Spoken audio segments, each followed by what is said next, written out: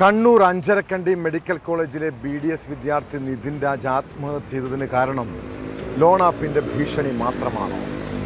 കേസിലെ അധ്യാപകർക്കെതിരെ കേസെടുത്തിട്ടും എന്തുകൊണ്ടാണ് police അറസ്റ്റിലേക്ക് നീങ്ങാത്തത്?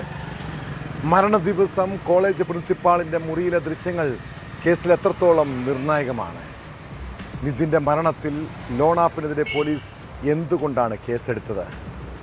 Nitin രാജിനും college അധ്യാപികയ്ക്കും loan ആപ്പിൽ നിന്ന് ഭീഷണി ഉണ്ടായെന്ന വിവരമാണ് പുറത്തുവരുന്നത്. അതിനിടെ ആരോപണ വിധേയരായ ഡോക്ടർ റാമും ഡോക്ടർ സംഗീതയും മുൻകൂർ ജാമ്യാപേക്ഷയുമായി കോടതിയെ സമീപിച്ചത് അറസ്റ്റ് ഒഴിവാക്കാനുള്ള നീക്കത്തിൻ്റെ ഭാഗമാണോ?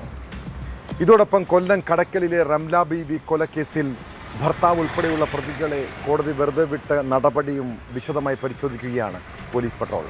സ്വാഗതം.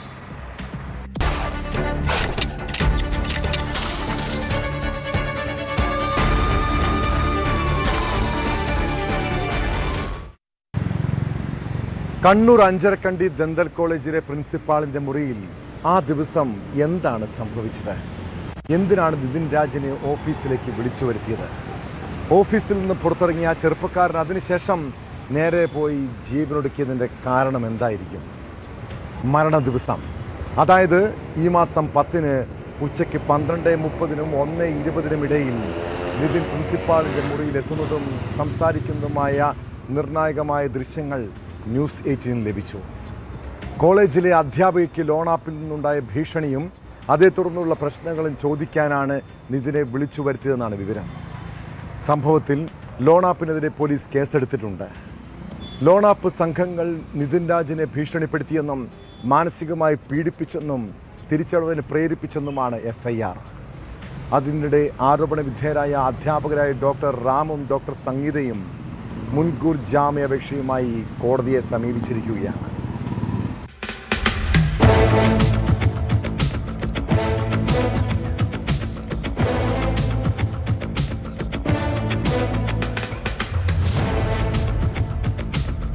അഞ്ചരക്കണ്ടി മെഡിക്കൽ കോളേജിലെ 1ാം വർഷ BDS വിദ്യാർത്ഥി നിതിൻ രാജിന്റെ മരണത്തിൽ നിർണായകമായ CCTV ദൃശ്യങ്ങളാണ് ന്യൂസ് 18 ലഭിച്ചത്.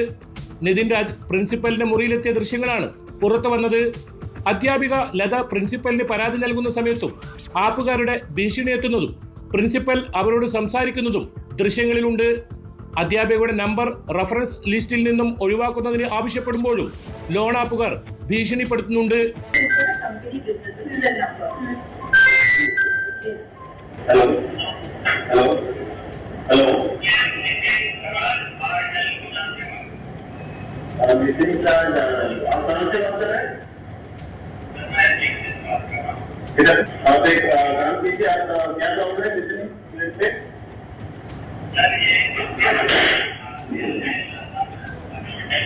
ലോൺ ആപ്പുമായി ബന്ധപ്പെട്ട കാര്യങ്ങൾ നിതിൻ രാജ് പ്രിൻസിപ്പലിന് വിവരിച്ചു നൽകുന്നുണ്ട്. ദൃശ്യങ്ങളിൽ നിതിന് പുറമെ പ്രിൻസിപ്പലും 3 അധ്യാപകരുമാണുള്ളത്. നിതിൻ മരിക്കുന്നതിന് 25 മിനിറ്റ് മുൻപുള്ളതാണ് ദൃശ്യങ്ങൾ.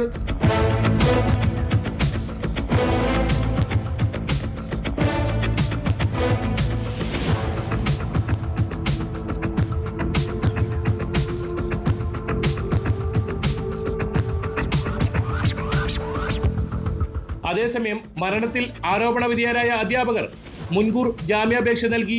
ഡോക്ടർ MK റാം, ഡോക്ടർ സംഗീത എന്നിവരാണ് തലശ്ശേരി സെഷൻസ് കോടതിയിൽ മുൻകൂർ ജാമ്യ ഹർജി സമർപ്പിച്ചത്. നിതിൻ രാജിന്റെ ആത്മഹത്യയുമായി തങ്ങൾക്ക് ഒരു തരത്തിലും ബന്ധമില്ലെന്നാണ് ജാമ്യ ഹർജിയിൽ ഇരുവരുടെയും വാദം. ഉന്നയിക്കുന്ന ആരോപണങ്ങൾ അടിസ്ഥാനരഹിതം.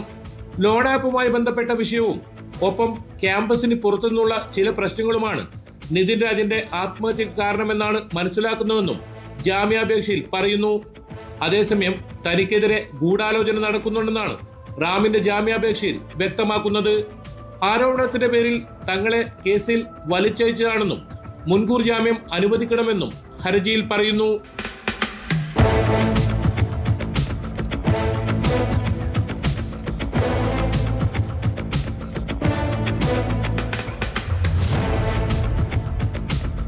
ഇതിനിടയിൽ നിതിൻ രാജിന്റെ മരണവുമായി ബന്ധപ്പെട്ട് ലോൺ ആപ്പിനെതിരെ ചക്കരക്കല്ല് പോലീസ് സ്വമേധയാ കേസെടുത്തു.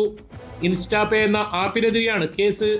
പണം തിരിച്ചെടുക്കാൻ ഏജൻസിയുടെ ആൾക്കാർ നിതിനെ നിരന്തരം ഭീഷണിപ്പെടുത്തിയെന്നാണ് FIR.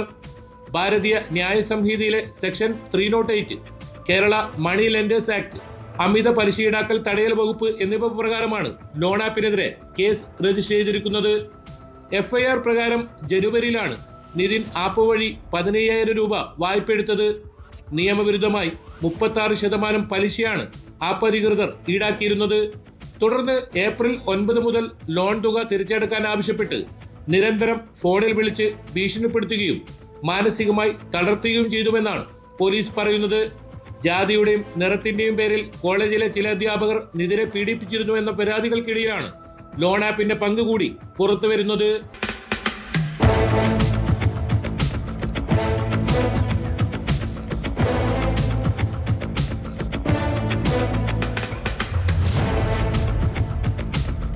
ഇതിനിടയിൽ ആരോഗ്യ സർവകലാശാല അന്വേഷണ സമിതി അംഗങ്ങൾ അഞ്ചരക്കണ്ടി മെഡിക്കൽ കോളേജിലെത്തി മൊഴി രേഖപ്പെടുത്തി.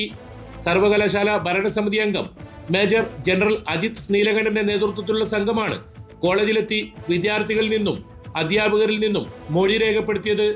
ഗവർണറുടെ നിർദ്ദേശപ്രകാരമാണ് സംഘം കോളേജിലെത്തിയത്. വിശദമായ റിപ്പോർട്ട് തിങ്കളാഴ്ചയോടെ ഗവർണർക്ക് സമർപ്പിക്കും. സംഭവത്തിൽ ABVP സംസ്ഥാന സെക്രട്ടറി യദു കൃഷ്ണന്റെ പരാതിയിൽ ദേശീയ ദന്തൽ കമ്മീഷൻ മെഡിക്കൽ കോളേജ് പ്രിൻസിപ്പലിനോട് റിപ്പോർട്ട് തേടിയിട്ടുണ്ട്.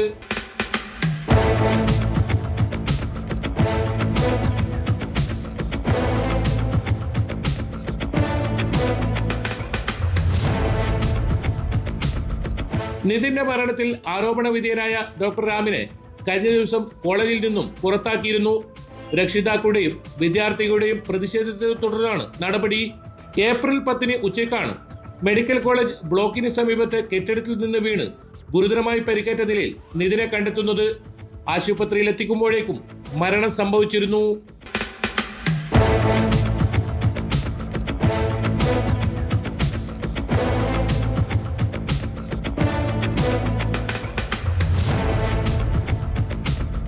ന്യൂസ് 18 കണ്ണൂർ. കൊല്ലം കടക്കലിലെ 6ഉം 12ഉം വയസ്സുള്ള കുട്ടികൾക്ക് ആ ദിവസം ഇന്നും ഭീതിപ്പെടുത്തുന്ന ഓർമ്മയാണ്. അവരുടെ കൺമുന്നിൽ വെച്ചാണ് അമ്മയെ അയാൾ ക്രൂരമായി കൊലപ്പെടുത്തിയത്. 2019 നാടിനെ നടുക്കിയ റംല ബീവി കൊലക്കേസ് ഭർത്താവിൻ്റെ കൊട്ടേഷൻ എന്നായിരുന്നു പോലീസ് കണ്ടെത്തൽ. എന്നാൽ 6 വർഷങ്ങൾക്കിപ്പുറം കേസിൽ വിധി വന്നപ്പോൾ ഭർത്താവ് ഷാജഹാൻ കുറ്റവിമുക്തൻ. ഭർത്താവ് ഉൾപ്പെടെ 3 പ്രതികളെ കോടതി വെറുതെ വിട്ടു. മുഖ്യപ്രതി ചടയമംഗലം സ്വദേശി നവാസിന് കോടതി ജീവപര്യന്തം തടവ് ശിക്ഷയും വിധിച്ചു. പ്രതി 3 ലക്ഷം രൂപ പിഴയും അടയ്ക്കണമെന്ന് കൊട്ടാരക്കര അഡീഷണൽ സെഷൻസ് കോടതിയുടെ ഉത്തരവിലുണ്ട്. വിധിക്കെതിരെ കോടതിയിൽ അപ്പീൽ നൽകാനാണ് റംല ബീവിയുടെ കുടുംബത്തിൻ്റെ തീരുമാനം.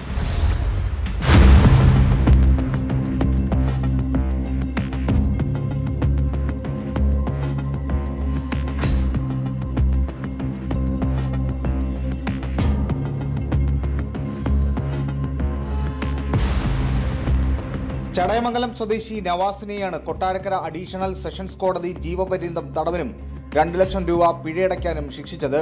ഭവനഭേദന കുറ്റത്തിന് 10 വർഷം കഠിന തടവും 1 ലക്ഷം രൂപ പിഴയും ശിക്ഷയുണ്ട്. തടവ് വെവ്വേറെ അനുഭവിക്കണമെന്നും വിധിയിലുണ്ട്. പ്രതിയിൽ നിന്ന് ഈടാക്കുന്ന 3 ലക്ഷം രൂപ പിഴത്തുക കൊല്ലപ്പെട്ട റംല ബീവിയുടെ മകൾക്ക് നൽകണമെന്നും കോടതി ഉത്തരവിട്ടു. പിഴയടയ്ക്കാത്ത പക്ഷം 3 വർഷം അധിക തടവും അനുഭവിക്കേണ്ടി വരും.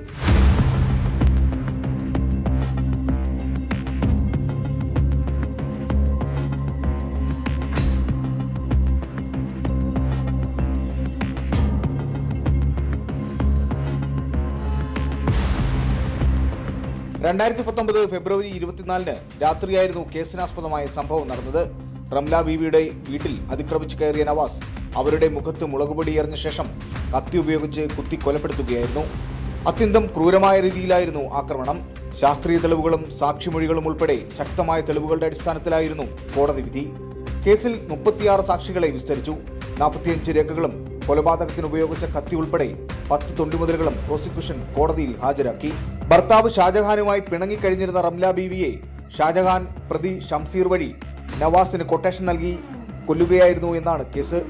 എന്നാൽ ക്രിമിനൽ ഗൂഢാലോചനയും കൊട്ടേഷനും കോടതിയിൽ തെളിയിക്കാൻ കഴിയാഞ്ഞതിനാൽ തെളിവുകളുടെ അഭാവത്തിൽ ഷാജഹാൻ ഉൾപ്പെടെ മറ്റു 3 പ്രതികളെയും കോടതി വെറുതെ വിടുകയായിരുന്നു. ഇതിനെതിരെ അപ്പീൽ പോകുമെന്ന് പ്രോസിക്യൂഷന് വേണ്ടി ഹാജരായ അഭിഭാഷകൻ DS സോനു അറിയിച്ചു.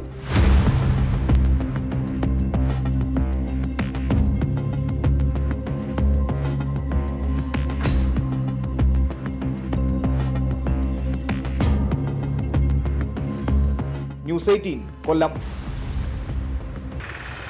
ലഹരി തലയ്ക്ക് പിടിച്ചാൽ ചിലർ ചെകുത്താനാകും, മറ്റു ചിലർ കൊലയാളികളും. ഇടുക്കി കഞ്ഞിക്കുഴിയിലെ അനൂപ് എന്ന ചെറുപ്പക്കാരനെ കൊലയാളിയാക്കിയത് ഉള്ളിൽ കിടന്ന മദ്യമാണ്. ഒന്നിച്ച് കളിച്ചു വളർന്ന പിതൃ സഹോദരി പുത്രനെയാണ് യുവാവ് മദ്യലഹരിയിൽ കുത്തിക്കൊലപ്പെടുത്തിയത്. വാക്കുതർക്കത്തെ തുടർന്നുള്ള സംഘർഷത്തിനിടെ രാജനെ അനൂപ് കൊലപ്പെടുത്തുകയായിരുന്നു. കഴിഞ്ഞ രാത്രിയിൽ കുടുംബ വഴക്കിനിടെയാണ് പ്രശ്നങ്ങളുടെ തുടക്കം. കൊലപാതകത്തിന് ശേഷം രക്ഷപ്പെട്ട പ്രതിയെ പോലീസ് അറസ്റ്റ് ചെയ്തു.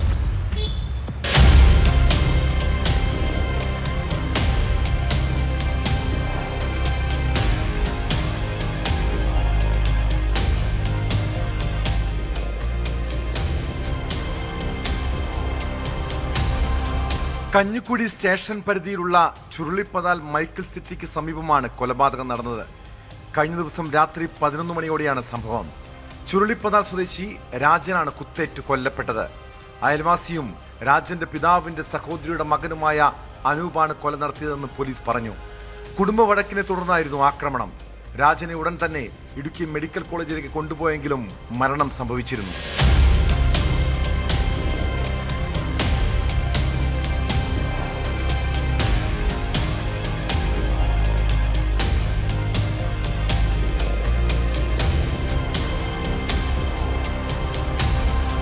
സംഭവത്തിന് ശേഷം സ്ഥലത്തു നിന്ന് രക്ഷപ്പെട്ട അനൂപിനെ പുലർച്ചെ 3 മണിയോടെ പ്രദേശത്തു നിന്ന് തന്നെ കഞ്ഞിക്കുഴി പോലീസ് പിടികൂടുകയായിരുന്നു.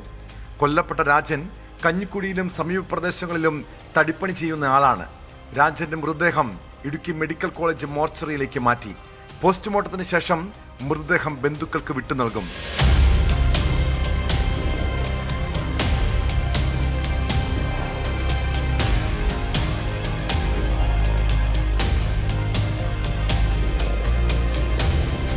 ന്യൂസ് 18 ഇടുക്കി.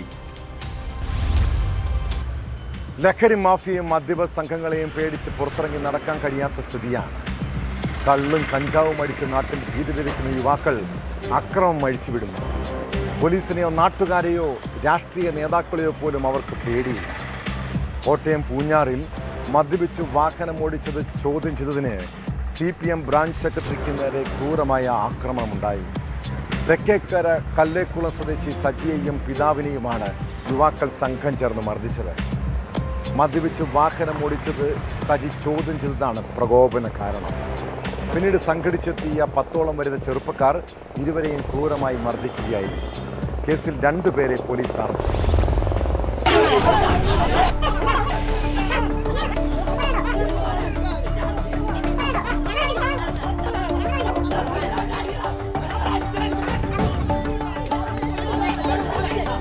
വിഷു ദിവസം ഉണ്ടായ അക്രമത്തിന്റെ ദൃശ്യങ്ങളാണ് ഇപ്പോൾ പുറത്തുവന്നത്. പൂഞ്ഞാർ തെക്കേക്കര കല്ലേക്കുളങ്ങത്താണ് അതിക്രമം നടന്നത്. ബൈക്കിൽ മദ്യപിച്ചെത്തിയ സംഘം റോഡിൽ വീഴുകയായിരുന്നു. റോഡ് സൈഡിൽ താമസിച്ചിരുന്ന CPM ബ്രാഞ്ച് സെക്രട്ടറിയായ സജി ഇത് കണ്ട് ഇടപെട്ടതോടെയാണ് സംഭവങ്ങളുടെ തുടക്കം. മദ്യപിച്ച് വാഹനമോടിച്ചത് സജി ചോദ്യം ചെയ്തു. സംഭവ സ്ഥലത്ത് നിന്ന് തൽക്കാലം പിൻവാങ്ങിയ യുവാക്കൾ സുഹൃത്തുക്കളെ ഉൾപ്പെടെ കൂട്ടി തിരിച്ചെത്തി ആക്രമിക്കുകയായിരുന്നു.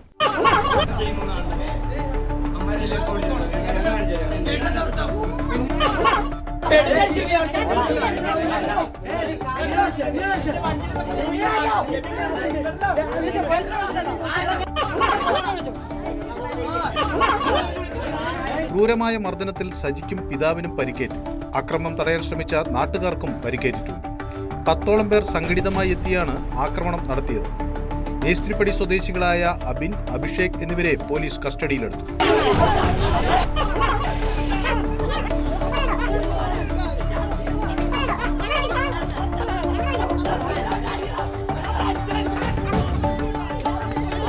ന്യൂസ് 18 കോട്ടയം.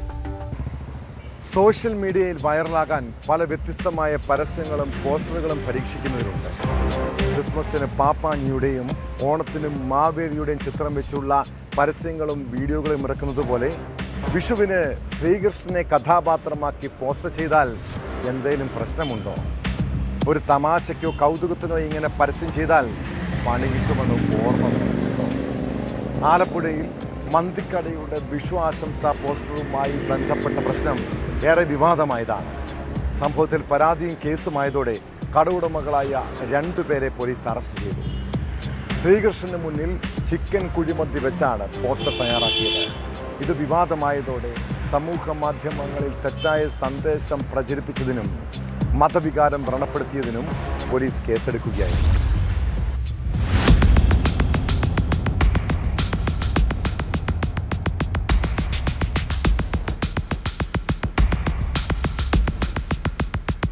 ചേർത്തലയിൽ 9 യുവാക്കളുടെ ഉടമസ്ഥതയിൽ പ്രവർത്തിക്കുന്ന മഹർ മന്തി റെസ്റ്റോറന്റ് വിഷുദിനത്തിൽ പുറത്തിറക്കിയ പോസ്റ്ററാണ് വിവാദത്തിന് പാത്രമായത്. ശ്രീകൃഷ്ണന് മുന്നിൽ കുഴിമന്തി വെച്ചുള്ള പോസ്റ്റർ വിഷു ആശംസകളുമായി പുറത്തിറക്കിയതിലാണ് മതവികാരം വ്രണപ്പെടുത്തിയെന്ന ആരോപണം ഉയർന്നത്. കലാപമുണ്ടാക്കുക എന്ന ഉദ്ദേശത്തോടെ മനഃപൂർവ്വമോ ദുരുദ്ദേശപരമോ ആയ പ്രകോപനത്തിനാണ് ചേർത്തല പോലീസ് കേസെടുത്തത്. 1 വർഷം വരെ ശിക്ഷ കിട്ടാവുന്ന വകുപ്പുകളാണ് ചുമത്തിയത്. പോസ്റ്റർ ചെയ്യിപ്പിച്ചത് പുറത്തുനിന്നുള്ള ആളെ കൊണ്ടാണ്. സോഷ്യൽ മീഡിയയിൽ പ്രചരിപ്പിച്ചിട്ടില്ല. മാത്രമല്ല, ഉടമ തന്റെ വാട്സപ്പ് സ്റ്റാറ്റസ് മാത്രമായാണ് ചിത്രം ഉപയോഗിച്ചതെന്നും പോലീസ് കണ്ടെത്തിയിട്ടുണ്ട്. ഖേദം പ്രകടിപ്പിക്കുന്നതെന്ന വീഡിയോയുമായി മെഹർ മന്തി ഉടമകൾ ഒരാൾ രംഗത്തെത്തി. കഴിഞ്ഞ വിഷുദിനത്തോട് അനുബന്ധിച്ചുകൊണ്ട് നമ്മൾ ചെറിയൊരു ആശംസ പോസ്റ്റർ ഉണ്ടാക്കിയായിരുന്നു. അപ്പോൾ അത് നമ്മൾ തികച്ചും പുറത്തൊരാളെ കൊണ്ടാണ് ആ പോസ്റ്റർ ചെയ്യിപ്പിച്ചത്. എന്നാൽ അദ്ദേഹത്തിന്റെ അറിവില്ലായ്മ കൊണ്ട് നമ്മുടെ സഹോദര സമുദായങ്ങൾക്ക് ഉണ്ടാകുന്ന രീതിയിൽ ഒരു ചെറിയൊരു മനസ്സിന് ചെറിയൊരു വിഷമം ഉണ്ടായെന്ന് നമുക്ക് അറിയാൻ കഴിഞ്ഞു.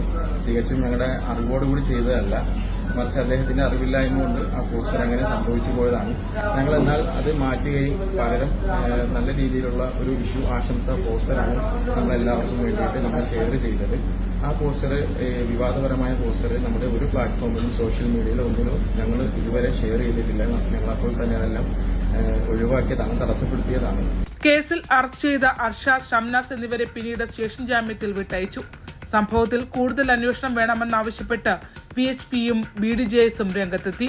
അതേസമയം ഉടമയുടെ വാട്സപ്പ് സ്റ്റാറ്റസായി മാത്രം ഉപയോഗിച്ച പോസ്റ്റർ മറ്റാരോ ബോധപൂർവം സ്ക്രീൻഷോട്ട് എടുത്ത് സോഷ്യൽ മീഡിയയിൽ പ്രചരിപ്പിച്ചതായാണ് പോലീസ് കണ്ടെത്തൽ. അതിനെ സംബന്ധിച്ചും അന്വേഷണം ഉണ്ടാകും.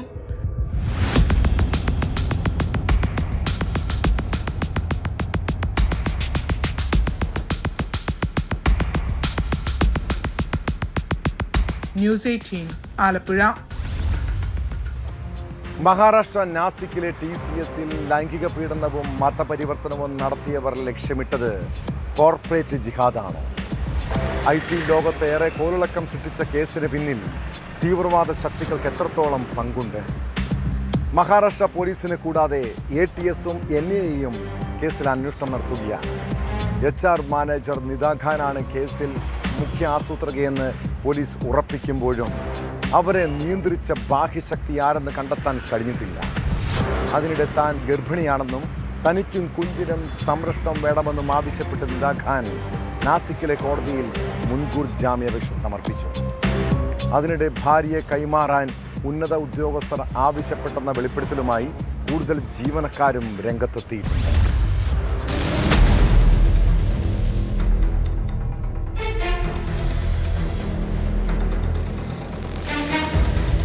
വിവാഹ വാഗ്ദാനം നൽകി ലൈംഗിക ബന്ധത്തിൽ ഏർപ്പെട്ടുവെന്നാരോപിച്ച് 23 വയസ്സുള്ള BPO ജീവനക്കാരൻ നൽകിയ പരാതിയെ തുടർന്നാണ് നാസിക് TCSലെ മതപരിവർത്തന വിവാദം പുറത്തുവന്നത്.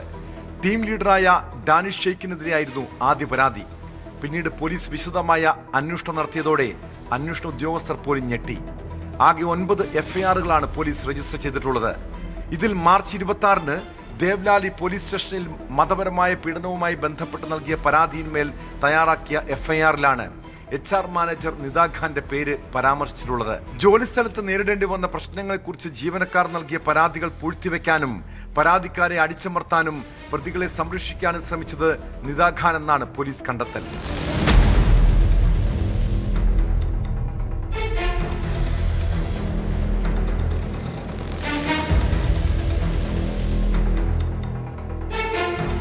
അന്വേഷണത്തിനിടയിൽ പ്രതികൾ തമ്മിൽ നടത്തിയ സംശയാസ്പദമായ 78 ഫോൺ കോളുകൾ, ഇമെയിലുകൾ, ചാറ്റുകൾ എന്നിവ പോലീസ് കണ്ടെടുത്തു.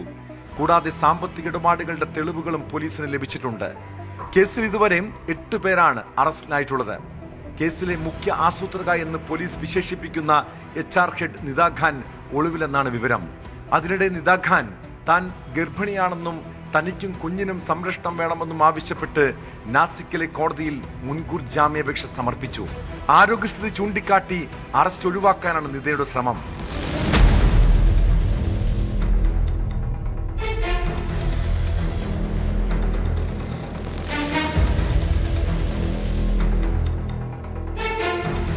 വനിതാ ജീവനക്കാർ നേരിട്ട ആസൂത്രിതമായ നിർബന്ധിത മതപരിവർത്തനവും ലൈംഗിക അതിക്രമങ്ങളുമായി ബന്ധപ്പെട്ട് ഞെട്ടിപ്പിക്കുന്ന വിവരങ്ങളാണ് പുറത്തുവന്നത്. തങ്ങൾക്ക് മക്കളിൽ നിന്നറിയുന്ന സീനിയർ ഉദ്യോഗസ്ഥർ ഭാര്യയെ കൈമാറാൻ ആവശ്യപ്പെട്ടെന്നുവരെയും പരാതിയിൽ പറയുന്നു. വിവാഹ വാഗ്ദാനം നൽകി പീഡിപ്പിച്ചെന്നാണ് വനിതാ ജീവനക്കാരിയുടെ പരാതി. ആദ്യ പരാതിക്ക് പിന്നാലെ വനിതാ DCPയുടെ നേതൃത്വത്തിൽ വനിതാ പോലീസുകാരെ മഫ്തിയിൽ TCS ഓഫീസിലേക്ക് അയച്ചിരുന്നു. അവർ ജീവനക്കാർക്ക് ധൈര്യം നൽകിയതോടെയാണ് കൂടുതൽ പേർ പരാതിപ്പെടാൻ മുന്നോട്ട് വന്നത്.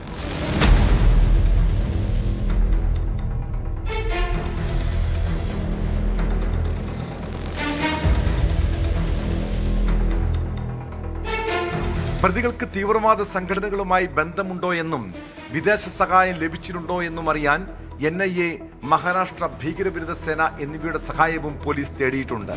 BJP മന്ത്രി നിതേഷ് റാണെ ഇതിനെ കോർപ്പറേറ്റ് ജിഹാദ് എന്ന് വിശേഷിപ്പിക്കുകയും വൻകിട കമ്പനികളിലെ മതപരിവർത്തന നീക്കങ്ങൾക്കെതിരെ കർശന നടപടി വേണമെന്നും ആവശ്യപ്പെട്ടു.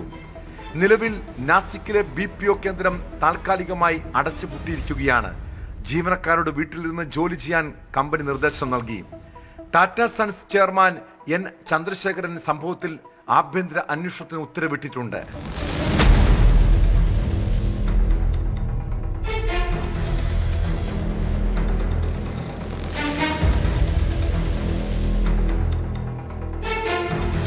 News desk, news 18. കുംഭമേളയിലെ വൈറൽ പെൺകുട്ടിയുടെ വിവാഹവുമായി ബന്ധപ്പെട്ട പോക്സോ കേസിന് പിന്നിൽ ഗൂഢാലോചനയുണ്ടോ? പ്രണയവും വിവാഹവും ലവ് ജിഹാദോ നിർബന്ധിത മതപരിവർത്തനമോ ആയിരുന്നു? ദേശീയ തലത്തിൽ ഉൾപ്പെടെ വിഷയം ആളിക്കത്തുമ്പോൾ പുതിയ വാദവുമായി രംഗത്തെത്തിയിരിക്കുകയാണ് രാഹുൽ ഈശ്വർ. പെൺകുട്ടിക്ക് പ്രായപൂർത്തിയായെന്നും വിവാഹവുമായി ബന്ധപ്പെട്ട് ഭർത്താവിനെതിരായ കുറ്റം നിലനിൽക്കില്ലെന്നും രാഹുൽ ഈശ്വർ പറഞ്ഞു. പെൺകുട്ടിയുടെ അനുജന്റെ ജനന തീയതി കാണിച്ചാണ് തെറ്റിദ്ധാരണ പരത്തുന്നത്. 2008 ജനുവരി 1 പെൺകുട്ടി ജനിച്ചതെന്ന് പറഞ്ഞ രാഹുൽ അതിൻ്റെ രേഖകളും പുറത്തുവിട്ടു. അതേസമയം മധ്യപ്രദേശ് പോലീസ് രജിസ്റ്റർ ചെയ്ത പോക്സോ കേസിൽ അന്വേഷണം തുടരുകയാണ്.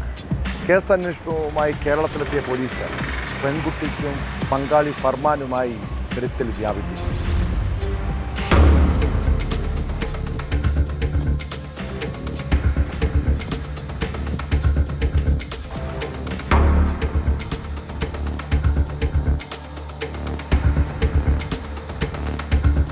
കഴിഞ്ഞ ദിവസം കൊച്ചിയിലെത്തിയ മധ്യപ്രദേശ് പോലീസ് സംഘമാണ് കുംഭമേളയിലെ വൈറൽ പെൺകുട്ടിയെയും ഭർത്താവ് ഫർമാൻ ഖാനെയും കണ്ടെത്താനായി അന്വേഷണം നടത്തുന്നത്.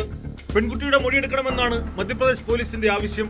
പെൺകുട്ടിയെ ഹാജരാക്കാൻ നേരത്തെ ഇവർക്ക് താമസ സൗകര്യം ചെയ്തു കൊടുത്തവരോടും പോലീസ് നിർദ്ദേശം നൽകിയിട്ടുണ്ട്. പെൺകുട്ടിയുടെയും ഫർമാന്റെയും മൊബൈൽ ടവർ ലൊക്കേഷൻ അവസാനമായി കാണിച്ചത് തൃക്കാക്കര ബിനാനിപുരം ഭാഗങ്ങളിലാണെന്നാണ് കണ്ടെത്തൽ. അതിനാൽ പെൺകുട്ടിയെ കണ്ടെത്താനായി കൊച്ചി പോലീസിന്റെ സഹായവും തേടിയിട്ടുണ്ട്. വിവാഹ സമയത്ത് ഒപ്പമുണ്ടായിരുന്നെന്ന് പറയുന്ന സുഹൃത്തിനായും മധ്യപ്രദേശ് പോലീസ് അന്വേഷണം നടത്തിവരുന്നു. അതേസമയം സംരക്ഷണം തേടി പെൺകുട്ടി കഴിഞ്ഞ ദിവസം കൊച്ചി പോലീസിന് അപേക്ഷ നൽകിയിരുന്നു. മധ്യപ്രദേശിലേക്ക് കൊണ്ടുപോകാൻ അനുവദിക്കരുതെന്നാണ് പെൺകുട്ടിയുടെ ആവശ്യം. പെൺകുട്ടിക്ക് പ്രായപൂർത്തിയായിട്ടില്ലെന്ന ദേശീയ പട്ടികവർഗ കമ്മീഷന്റെ കണ്ടെത്തലിനെ തുടർന്നാണ് മധ്യപ്രദേശ് പോലീസ് ഫർമാനെതിരെ പോക്സോ കേസ് രജിസ്റ്റർ ചെയ്തത്.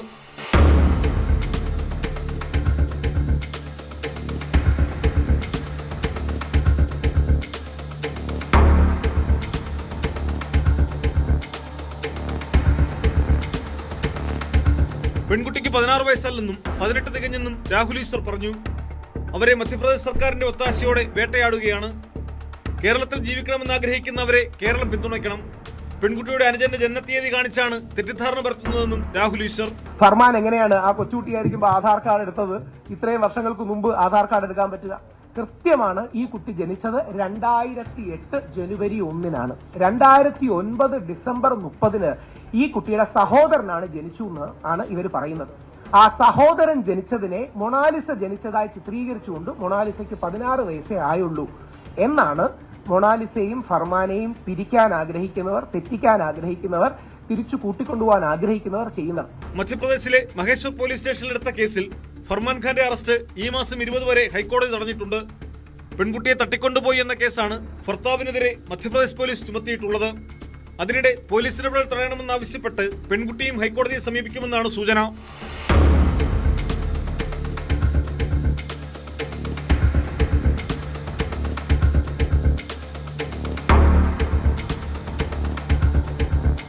ന്യൂസ് 18 കൊച്ചി, തിരുവനന്തപുരം. 2022 തൊടുപുഴ കുമാരമംഗലത്ത് ഏറെ കോളിളക്കമുണ്ടാക്കിയ സംഭവമാണ് 17 വയസ്സുള്ള പെൺകുട്ടിയെ പീഡിപ്പിച്ച കേസ്. അമ്മയുടെയും അമ്മൂമ്മയുടെയും അറിവോടെ ഇടനിലക്കാരൻ മുഖേന പെൺകുട്ടിയെ വിവിധയിടങ്ങളിൽ എത്തിച്ച് ക്രൂരമായി പീഡിപ്പിച്ചെന്ന പരാതിയിൽ 28 പോക്സോ കേസുകളാണ് പോലീസ് രജിസ്റ്റർ ചെയ്തത്.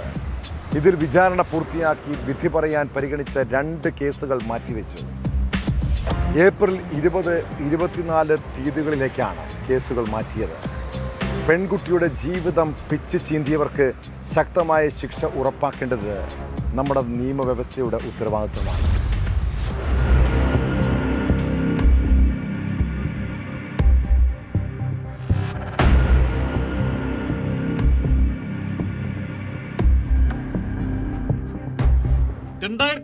ലാണ് സംഭവവുമായി ബന്ധപ്പെട്ട ആദ്യ കേസ് രജിസ്റ്റർ ചെയ്തത്. വയറുവേദനയുമായി എത്തിയ 17-കാരി ഗർഭിണിയാണെന്ന് ആശുപത്രി അധികൃതർ പോലീസിൽ അറിയിച്ചതോടെയാണ് സംഭവങ്ങളുടെ ചുരുളഴിഞ്ഞത്. അമ്മയുടെയും മുത്തശ്ശിയുടെയും അറിവോടെ ഇടനിലക്കാരൻ വഴി പണം വാഗ്ദാനം ചെയ്ത് പലയിടങ്ങളിൽ കൊണ്ടുപോയി പീഡിപ്പിച്ചതായി പെൺകുട്ടി പോലീസിന് മൊഴി നൽകി. അമ്മയും മുത്തശ്ശിയും ഇടനിലക്കാരനും പ്രതിയായതടക്കം 28 കേസുകളാണ് പിന്നീട് രജിസ്റ്റർ ചെയ്യപ്പെട്ടത്. ഇതിൽ വിചാരണ പൂർത്തിയായ 2 കേസുകളാണ് വിധി പറയാൻ പരിഗണിച്ചിരുന്നത്. എന്നാൽ 2 കേസുകളിലും വിധി പറയുന്നത് കോടതി മാറ്റിവെക്കുകയായിരുന്നു. 2 കേസിലെ വിധിയാണ് ഇപ്പോൾ വിചാരണ പൂർത്തിയായി ഇന്ന് പറയാനിരുന്നത്.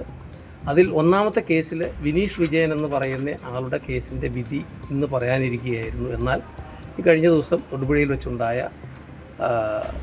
അയാൾ പരിക്കേറ്റ് കോട്ടയം മെഡിക്കൽ കോളേജിൽ ചികിത്സയിൽ കിടക്കുന്നതുകൊണ്ട് അദ്ദേഹത്തിൻ്റെ വിധി പറയുന്നത് 28/4 മാറ്റിവെച്ചിട്ടുണ്ട്. മറ്റൊരു കേസിൽ തൊടുപുഴയിൽ വെച്ചുണ്ടായ ഒരു സംഭവത്തിൽ ഇതേ പ്രായപൂർത്തിയാകാത്ത പെൺകുട്ടിയെ പ്രവേശിത ലൈംഗിക അതിക്രമവും ബലാത്സംഗം ചെയ്ത കേസിൻ്റെ അതിൽ ആ പ്രതിയുടെ വിധിയാണ് ഇന്ന് മറ്റൊരു കേസിൽ വിധി പറയാനിരുന്നത്. ആ കേസിൻ്റെ വിധി 20/4/26 നമ്പർ കേസിലേക്ക് തീയതിയിലേക്ക് വിധി പറയുന്നതിന് മാറ്റിവെച്ചിരിക്കുകയാണ്. വിധി പറയാനിരുന്ന കേസിലെ പ്രതിയായ വിനീഷ് വിജയൻ വിഷുത്തലേന്ന് തൊടുപുഴയിലെ ബാറിൽ വെച്ചുണ്ടായ സംഘർഷത്തിൽ ഗുരുതരമായി പരിക്കേറ്റ് ചികിത്സയിൽ തുടരുന്നതിനാലാണ് ഒരു കേസിൽ വിധി പറയുന്നത് 24ലേക്ക് മാറ്റിയത്. മറ്റൊരു കേസിൽ വിധി പറയുന്നത് സാങ്കേതിക കാരണങ്ങളാൽ 20-ാം തീയതിയിലേക്ക് മാറ്റിവെക്കുകയായിരുന്നു. സംഭവവുമായി ബന്ധപ്പെട്ട മറ്റു കേസുകളെല്ലാം വിചാരണയുടെ അന്തിമഘട്ടത്തിലാണ്.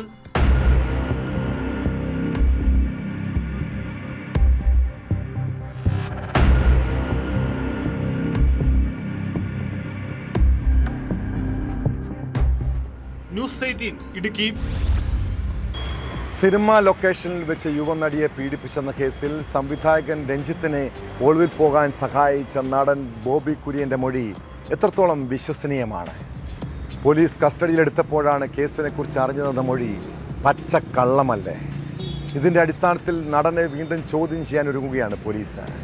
കേസുമായി ബന്ധപ്പെട്ട് സഹസംവിധായക ശാലിനിയെ പോലീസ് ചോദ്യം ചെയ്തിരുന്നു. കുറ്റകൃത്യം നടന്ന സിനിമാ സെറ്റിലുണ്ടായിരുന്ന മറ്റ് അണിയറ പ്രവർത്തകരെയും മൊഴിയെടുക്കാനായി വിളിപ്പിക്കുമെന്നാണ് സൂചന.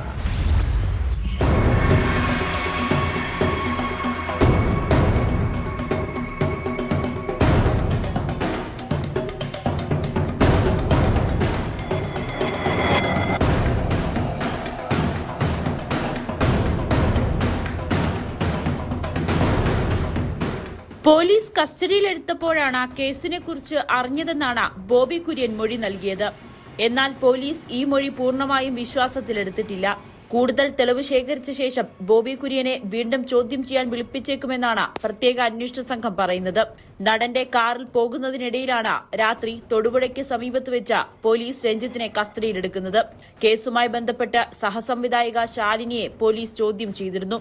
കുറ്റകൃത്യം നടന്ന സിനിമാ സെറ്റിലുണ്ടായിരുന്ന മറ്റ് അണിയറ പ്രവർത്തകരെയും പോലീസ് മൊഴിയെടുക്കാനായി വിളിപ്പിക്കുന്നുണ്ട്. കേസിൽ അനുബന്ധ തെളിവ് ശേഖരണവുമായി പോലീസ് മുന്നോട്ടു പോവുകയാണ്. കേസിൽ അറസ്റ്റിലായി ജയിലിലായിരുന്ന സംവിധായകൻ രഞ്ജിത്ത് ജാമ്യത്തിലാണ്. സിനിമാ ലൊക്കേഷനിൽ വെച്ച് പീഡിപ്പിക്കാൻ ശ്രമിച്ചു എന്ന നടിയുടെ പരാതിയിലാണ് രഞ്ജിത്തിനെ അറസ്റ്റ് ചെയ്തത്. രഞ്ജിത്തിന്റെ പുതിയ സിനിമയിൽ അഭിനയിക്കുന്ന നടിയാണ് പരാതിക്കാരി. കൂടുതൽ പ്രാധാന്യമുള്ള റോൾ നൽകാമെന്ന് പറഞ്ഞ് കാരവാനിലേക്ക് വിളിച്ചു വരുത്തി രഞ്ജിത്ത് ലൈംഗികമായി ഉപദ്രവിച്ചു എന്നാണ് പരാതിയിൽ പറയുന്നത്.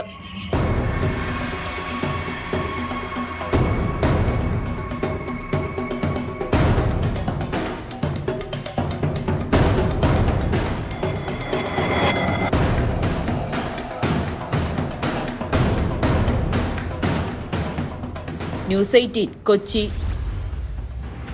വീട്ടിൽ അതിക്രമിച്ചു കയറിയും കാറിലും ഹോട്ടലിലും വെച്ച് നിരവധി തവണ പീഡിപ്പിച്ചു. ഗർഭിണിയാണെന്നറിഞ്ഞപ്പോൾ ഗർഭം അലസിപ്പിക്കാൻ മരുന്ന് കഴിക്കാൻ നിർബന്ധിച്ചു. പാലക്കാട്ടെ കോൺഗ്രസ് കൗൺസിലർ പ്രശോഭനെതിരായ ലൈംഗിക പീഡന പരാതി അതീവ ഗൗരവമുള്ളതാണ്. കേസിൽ ഒളിവിൽ തുടരുന്ന പ്രതിയുടെ മുൻകൂർ ജാമ്യാപേക്ഷ കോടതി തള്ളിയിരിക്കുന്നു. ദളിത് യുവതിയെ ജോലി വാഗ്ദാനം നൽകി പീഡിപ്പിച്ച് ഗർഭിണിയാക്കിയ കേസിൽ മണ്ണാർക്കാട് SC/ST പ്രത്യേക കോടതിയാണ് പ്രശോഭിന്റെ ജാമ്യാപേക്ഷ തള്ളിയത്.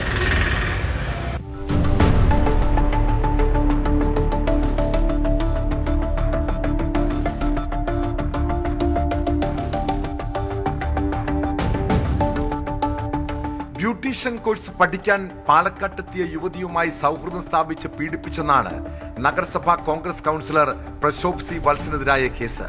വീട്ടിൽ അതിക്രമിച്ചു കയറിയും കാറിലും ഹോട്ടലിലും വെച്ചും നിരവധി തവണ പീഡിപ്പിച്ചതായും ഗർഭിണിയാണെന്നറിഞ്ഞപ്പോൾ അലസിപ്പിക്കാൻ മരുന്ന് കഴിക്കാൻ നിർബന്ധിച്ചതായും പരാതിയിൽ പറയുന്നു.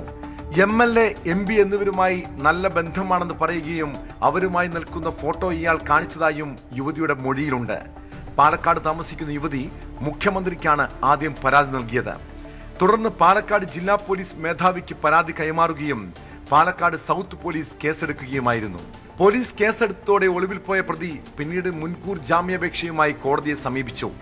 ഇതിലാണ് മണ്ണാർക്കാട് SC/ST പ്രത്യേക കോടതി പ്രശോഭ് C. വത്സന്റെ മുൻകൂർ ജാമ്യാപേക്ഷ തള്ളിയത്. അതിജീവിതയുടെ വൈദ്യപരിശോധനാ റിപ്പോർട്ടും രഹസ്യമൊഴിയും ഉൾപ്പെടെ പരിഗണിച്ചാണ് കോടതിയുടെ നടപടി. കഴിഞ്ഞ ദിവസം അടച്ചിട്ട കോടതി മുറിയിൽ അതിജീവിത ജഡ്ജിക്ക് രഹസ്യമൊഴി നൽകുകയായിരുന്നു. പീഡനത്തിന് പുറമെ പട്ടികജാതി വിഭാഗങ്ങൾക്കെതിരെയുള്ള അതിക്രമം തടയൽ വകുപ്പും ചുമത്തിയിട്ടുണ്ട്. സംഭവത്തിന് ശേഷം ഒളിവിലുള്ള പ്രതിയെ കണ്ടെത്താൻ പോലീസ് അന്വേഷണം ഊർജിതമാക്കി.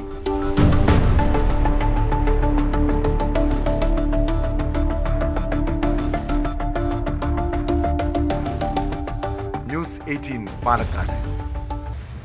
നാട്ടിലെങ്ങും മോഷ്ട സംഘങ്ങൾ കറങ്ങി നടക്കുകയാണ്. വീടുകളും കച്ചവട സ്ഥാപനങ്ങളും മാത്രമല്ല, ആരാധനാലയങ്ങളും വാഹനങ്ങളും ഉൾപ്പെടെ ലക്ഷ്യമിട്ടാണ് കവർച്ച.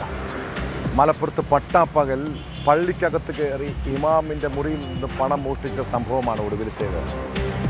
വളാഞ്ചേരി കോട്ടപ്പുറം പള്ളിയിൽ നിന്ന് പണം കവർന്ന യുവാവ് കഴിഞ്ഞ ദിവസം നിർത്തിയിട്ട ബസ്സിലും മോഷണത്തിന് ശ്രമിച്ചിരുന്നു.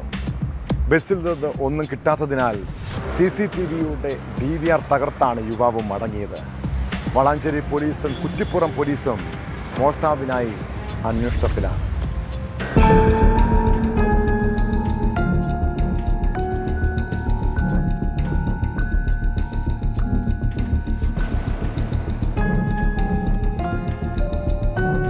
വളാഞ്ചേരി കോട്ടപ്പുറം ജുമാ മസ്ജിദിൽ വെള്ളിയാഴ്ച രാവിലെ 11 മണിയോടെയാണ് മോഷണം നടന്നത്. പള്ളി ഇമാമായ കുഞ്ഞു മുഹമ്മദ് ഫൈസിയുടെ 8000 രൂപയാണ് മോഷണം പോയത്. മോഷ്ടാവായ യുവാവിന്റെ ദൃശ്യങ്ങൾ CCTV ക്യാമറയിൽ പതിഞ്ഞിട്ടുണ്ട്. പാന്റും ഷർട്ടുമിട്ട് മാന്യമായ വസ്ത്രം ധരിച്ച യുവാവ് പള്ളിക്കകത്ത് കയറിയിരുന്നു. തുടർന്ന് ചുറ്റിപ്പറ്റി നടന്ന ശേഷം ഇമാമിന്റെ മുറിയിൽ ആരുമില്ലെന്ന് കണ്ട് മുറിക്കകത്ത് കയറി പണം മോഷ്ടിച്ച് കടന്നു കളയുകയായിരുന്നു. യുവാവ് സംശയാസ്പദമായ രീതിയിൽ പള്ളിപ്പരിസരത്ത് നടക്കുന്നതിന്റെയും മുറിക്കുള്ളിലേക്ക് കടക്കുന്നതിന്റെയും CCTV ദൃശ്യങ്ങൾ പുറത്തു വന്നു.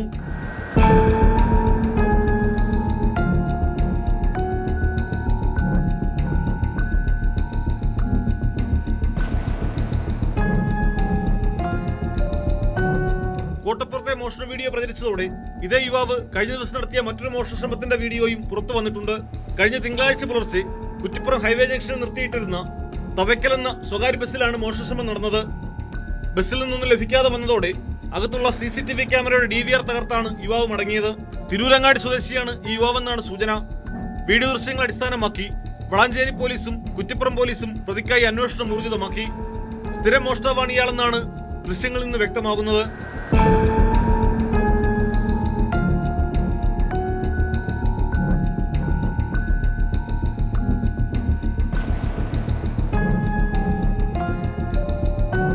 ന്യൂസ് 18 തിരൂർ. മൂവാറ്റുപുഴ വാഴക്കുളത്ത് പോലീസിന്റെ മൂക്കിൻ തുമ്പത്ത് നടന്ന മോഷണം സേനയ്ക്ക് വലിയ നാണക്കേടുണ്ടാക്കിയതാണ്. മൊബൈൽ ഷോപ്പ് കുത്തിത്തുറന്ന് പണവും ഫോണുകളും കവർന്നത് ഇരുട്ടിന്റെ മറവിലായിരുന്നു. അങ്ങനെ നിയമ സംവിധാനങ്ങളെയെല്ലാം വെല്ലുവിളിച്ച് മോഷണം നടത്തിയ പ്രതിക്ക് ഒടുവിൽ പിടിപിടിയിരിക്കുന്നു. സംഭവത്തിന് ശേഷം ഒളിവിൽ പോയ പ്രതിയെ എടത്തലയിൽ നിന്നാണ് പോലീസ് അറസ്റ്റ് ചെയ്തത്. മോഷ്ടിച്ച പണവും ഫോണുകളും പ്രതിയുടെ സഹോദരിയുടെ വീട്ടിൽ നിന്നും കണ്ടെടുത്തു. പിടിയിലായ എടത്തല സ്വദേശി സാനു സേവ്യർ നിരവധി കേസുകളിൽ പ്രതിയെന്നാണ് വിവരം. ഇയാളുടെ കൂട്ടാളിക്കായി അന്വേഷണം ഊർജിതമാണ്.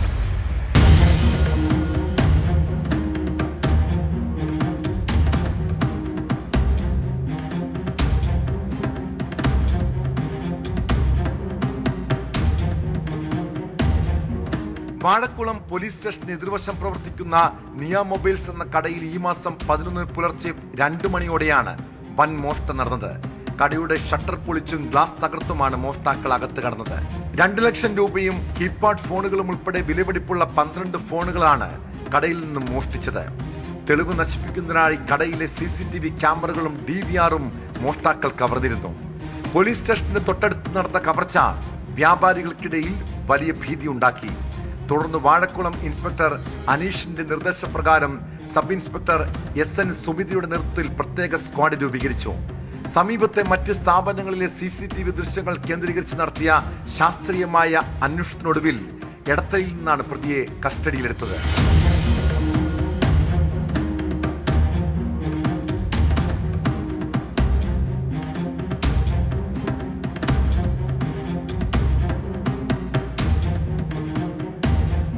പ്രതിയെ സംഭവ സ്ഥലത്തെത്തിച്ച് പോലീസ് തെളിവെടുപ്പ് നടത്തി. എടത്തലയിൽ പ്രതിയുടെ സഹോദരി വാടകയ്ക്ക് താമസിക്കുന്ന വീട്ടിൽ ഒളിപ്പിച്ച നിലയിലായിരുന്നു മോഷണം മുതൽ. ഇവിടെ നിന്നും 25,000 രൂപയും 5 മൊബൈൽ ഫോണുകളും പോലീസ് കണ്ടെടുത്തു. ബാക്കിയുള്ള തുകയും ഫോണുകളും കേസിലെ 2ാം പ്രതിയുടെ കൈവശമെന്നാണ് സൂചന. ഇയാൾക്കായി തിരച്ചിൽ ഊർജിതമാക്കിയിട്ടുണ്ട്. പിടിയിലായ സാനു സേവ്യറിനെതിരെ സമാനമായ മറ്റു കേസുകൾ വിവിധ പോലീസ് സ്റ്റേഷനുകളിൽ ഉണ്ടെന്നും പോലീസ് പറയുന്നു.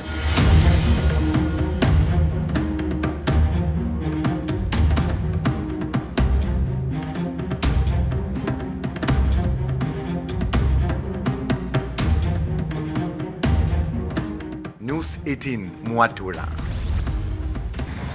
ഒരിടവേളയ്ക്ക് ശേഷം കണ്ണൂർ കൂത്തുപറമ്പിൽ ബോംബേറും അക്രമ സംഭവങ്ങളും വർദ്ധിക്കുകയാണ്. കഴിഞ്ഞ രാത്രി ഒരു വീടിന് നേരെയാണ് ബോംബേർ ഉണ്ടായത്. കൂത്തുപറമ്പ് സ്വദേശിനി സുഹ്റയുടെ വീടിന് നേരെ സ്റ്റീൽ ബോംബെറിഞ്ഞെങ്കിലും അത് പൊട്ടാത്തതിനാൽ വൻ ദുരന്തമൊഴിവായി. സംഭവത്തിന് പിന്നിൽ രാഷ്ട്രീയമല്ലെന്നും വ്യക്തിപരമായ വിരോധമെന്നുമാണ് സൂചന. വീട്ടുകാരുടെ പരാതിയിൽ കേസെടുത്ത പോലീസ് പ്രതികൾക്ക് വേണ്ടി അന്വേഷണം ആരംഭിച്ചു.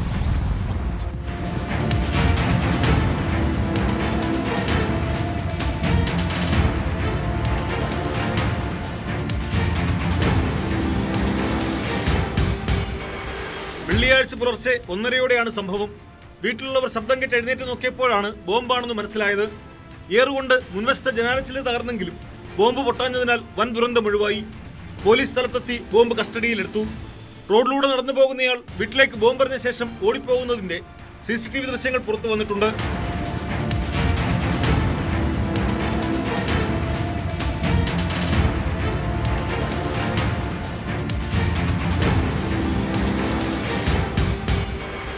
കർണാടകയിലെ വ്യാപാരി അബ്ദുൾ ലത്തീഫിന്റെ ഭാര്യ CK സുഹ്റയും കുടുംബവും താമസിക്കുന്ന മിരുവമ്പായിയിലെ മസ്ഹർ ഹൗസിന് നേരെയാണ് ബോംബേർ ഉണ്ടായത്. അത്യുഗ്രശേഷിയുള്ള സ്റ്റീൽ ബോംബാണ് എറിഞ്ഞതെന്ന് പോലീസ് വ്യക്തമാക്കി. ബോംബേറിന്റെ കാരണം എന്താണെന്ന് വ്യക്തമല്ല. സുഹ്റ നൽകിയ പരാതിയിൽ കൂത്തുപറമ്പ് പോലീസ് അന്വേഷണം ആരംഭിച്ചു. CCTV ദൃശ്യങ്ങളിലെ ആളെ തിരിച്ചറിയാനുള്ള ശ്രമത്തിലാണ് പോലീസ്. സംഭവത്തിൽ മൊത്തം 2 പ്രതികളുണ്ടെന്നും പോലീസ് വ്യക്തമാക്കി.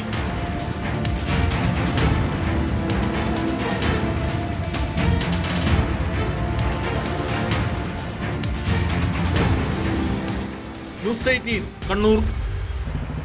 മദ്യത്തിൻ്റെയും ലഹരിയുടെയും ദൂഷ്യഫലങ്ങളെക്കുറിച്ചും അപകടത്തെക്കുറിച്ചും എല്ലാവർക്കും അറിയാവുന്ന കാര്യമാണ്.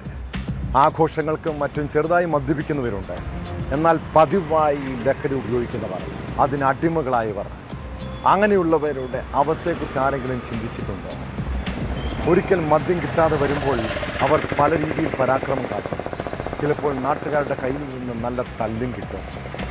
പത്തനംതിട്ട കോഴഞ്ചേരി സ്വദേശിയായ അനീഷ് സാമുവലിന് സംഭവിച്ച ദുരന്തം പരിശോധിക്കേണ്ടതാണ്.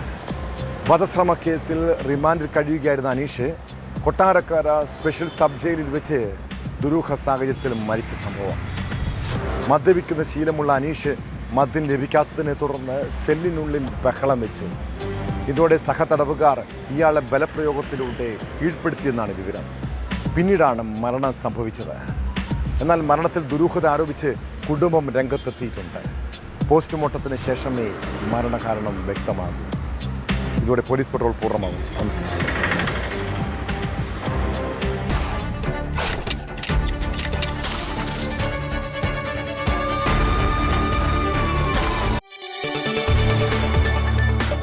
കൂടുതൽ വാർത്തകൾക്ക് news 18 Keralam YouTube channel subscribe ചെയ്യുക.